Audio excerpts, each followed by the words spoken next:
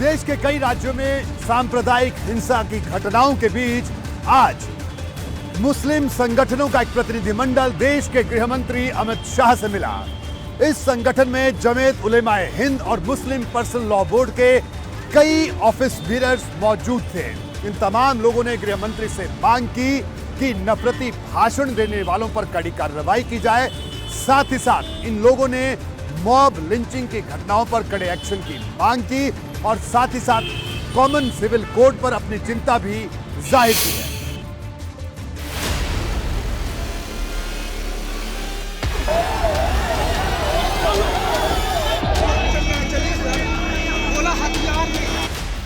पश्चिम बंगाल से बिहार तक रामनवमी पर भड़की हिंसा ने धर्म की धुरी पर सियासत का जो अध्याय खोला है, उसने मॉब लिंचिंग, हिजाब, कश्मीर में आर्टिकल 370, हेट स्पीच और कॉमन सिविल कोड पर भी नई बहस छेड़ दी है।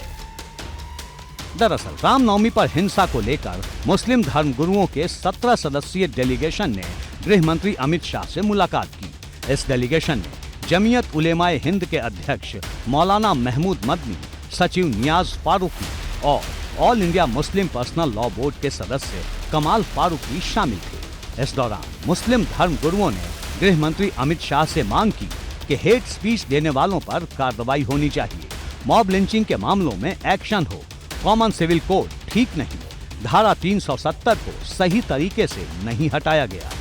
डेलीगेशन ने हिजाब के मुद्दे पर भी अपनी बात रखी। ये मुस्लिम धर्म गुरुओं की गृह मंत्री अमित शाह से मुलाकात ऐसे समय में हुई है जब बिहार से पश्चिम बंगाल तक हुई हिंसा पर राजनीति रफ्तार पकड़ रही है और 2 दिन पहले ही बिहार के नवादा में खुद गृह मंत्री अमित शाह ने दंगों के लिए बिहार सरकार को जिम्मेदार ठहराया था। साथ ही कहा था कि अगर जनता भाजपा को मौका देती है तो उनकी सरकार दंगाइयों को ठीक कर देगी। 24 में मोदी जी को पूर्ण बहुमत दीजिए, 40 में 40 सीटें और 25 में भाजपा की सरकार बनाइए। ये दंगा करने वालों को उल्टा लटका कर सीधा करने का काम ये भारतीय जनता पार्टी करेगी। बिहार के सासाराम में हुई हिंसा पर नीतीश सरकार चौतरफा घिर गई है। भाजपा बिहार सरकार पर निशाना साधने का कोई मौका नहीं छोड़ रही। ऐसे में बिहार के मुख्यमंत्री नीतीश कुमार और उप मुख्यमंत्री तेजस्वी यादव ने आरोपों की दिशा भाजपा की ओर मोड़ दी है। दिल्ली का देख न लीजिए, अब बाहर का जितना भी है अखबार उखबार सब में क्या क्या लोग सोशल मीडिया पर क्या कर रहा है, अनाप शनाप इसी सब का दुष्प्रचार है। यहाँ पर बिहार में कहीं होता है? 2 लोग हैं, समझ लीजिए, एक राज कर रहा है और दूसरा उसके साथ उसका एक है एजेंट है, अब वो मिलकर के ये सब इधर उधर कर रहा है। समझ गए ना? सरकार रहे ना रहे, सद्भावना, अमन चैन वो कायम रहेगा। और हम सब लोग देख रहे हैं कि बिहार को लगातार टारगेट किया जा रहा है। पहले तमिलनाडु के लोगों से लड़ाने का प्रयास किया गया, उसमें असफलता ये लोग पाए, तो अब जो है दंगा फसाद।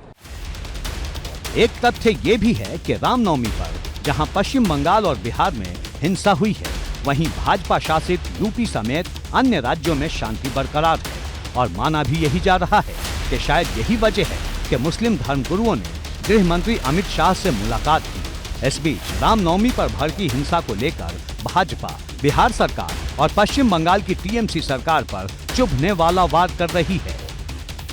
देखते रहो आगे आगे, यह देश जैसे उत्तर प्रदेश दंगा मुक्त है, भाजपा शासित राज्य दंगा मुक्त हैं, वैसे ही आप देखना पूरा हिंदुस्तान दंगा मुक्त होगा।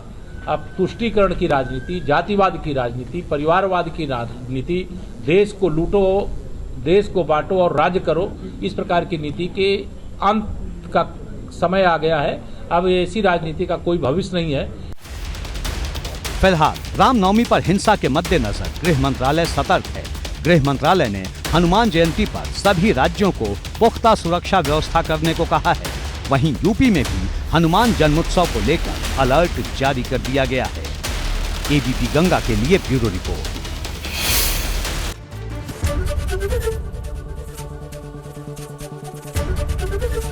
एबीपी गंगा, खबर आपकी, जुबान आपकी।